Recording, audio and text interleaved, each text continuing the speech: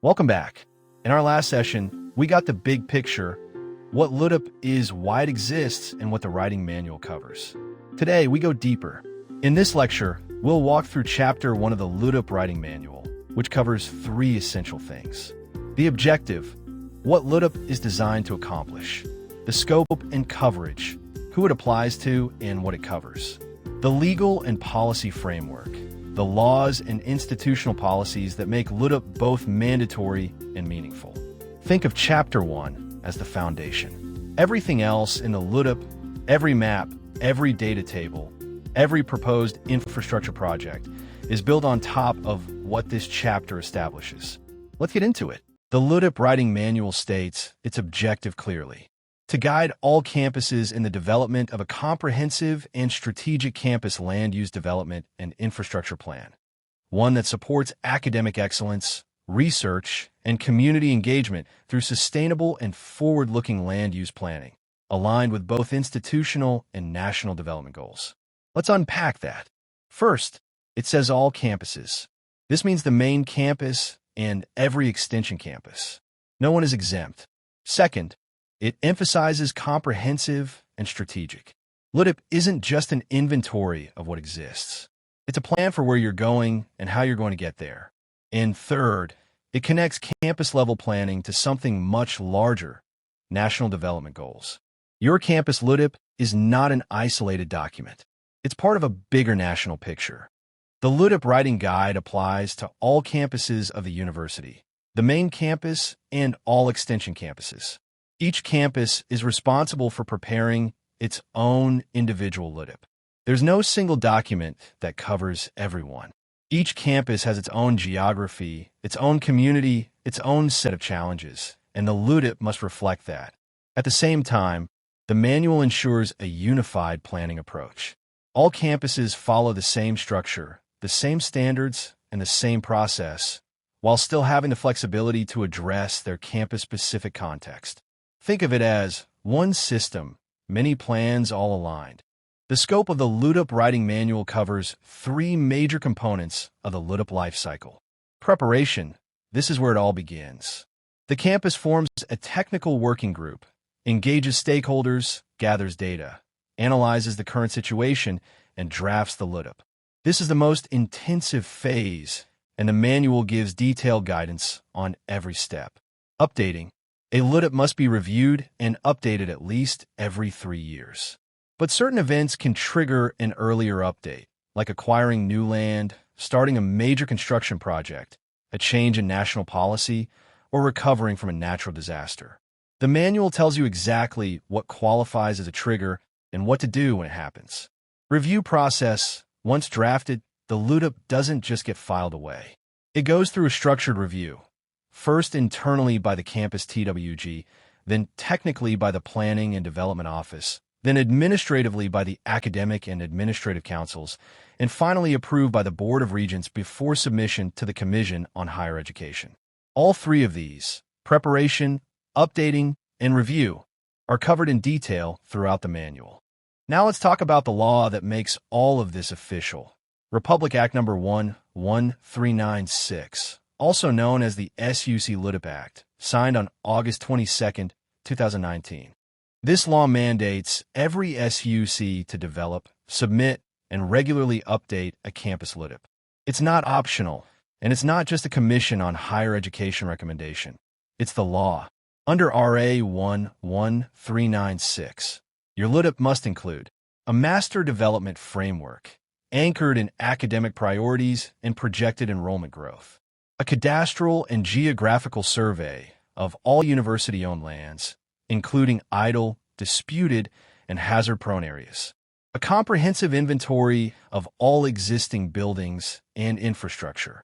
A proposed land use distribution, academic zones, residential areas, commercial spaces, green areas, and utility systems.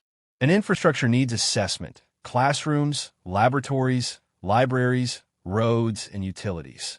A financial component, feasibility studies, cost estimates, and funding strategies. An environmental and disaster resilience measures, green building standards, climate adaptation strategies, and hazard mitigation. That's a lot, But the writing manual is designed to walk you through each of these, step by step. Beyond RA 11396, your LUDIP must also be consistent with a number of national laws.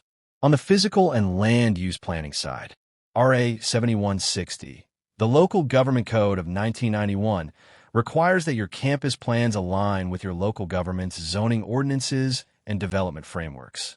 Your LUDIP can't conflict with your LGU's plans.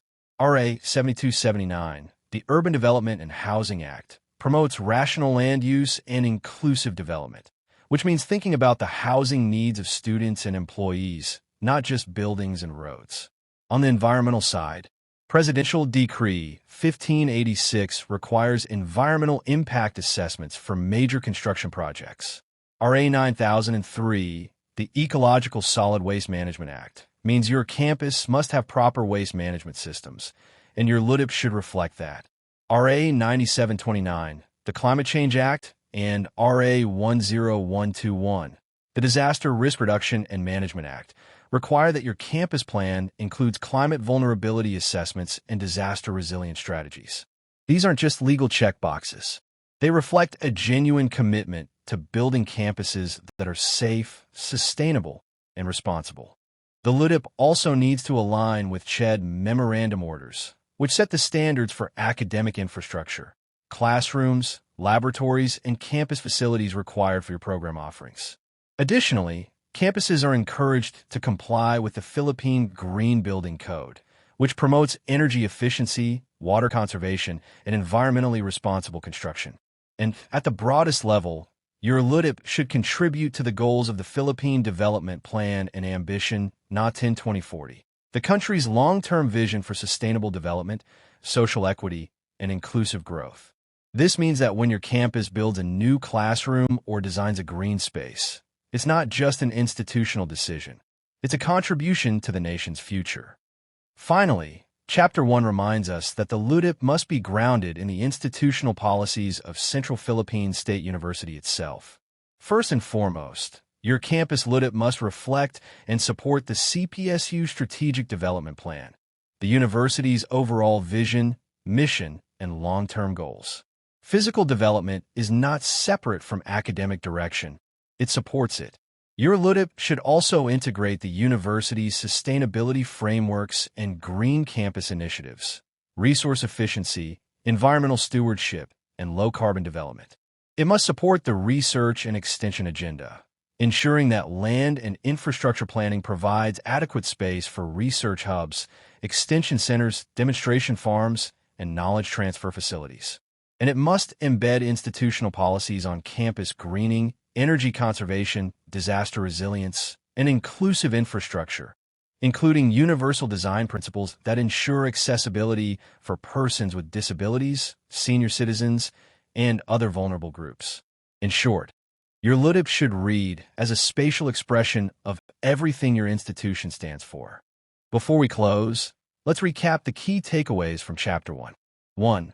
The LUDIP's objective is to produce a comprehensive, strategic, data-driven plan aligned with both institutional and national goals. 2. The writing manual applies to all campuses, main and extension, covering preparation, updating, and the review process. 3. LUDIP is grounded in a strong legal framework, RA 11396 at its core, supported by environmental, land use, and higher education laws. And 4. Every campus LUDIP must align with CPSU's own strategic direction, from sustainability commitments to the research agenda to inclusive infrastructure design. Chapter 1 sets the why and the who. The rest of the manual answers the how. In our next lecture, we move into Chapter 2, Planning Process Overview, where we'll break down the LUDIP cycle, walk through the roles and responsibilities of each institutional body, and look at how stakeholder engagement is structured throughout the planning process. It's where the work really begins, so make sure you're ready. See you in the next lecture. For questions or technical assistance, reach out to the Planning and Development Office at cpsu_pdo at cpsu.edu.ph or cpsu.ludip@gmail.com. Thank you, and see you next time.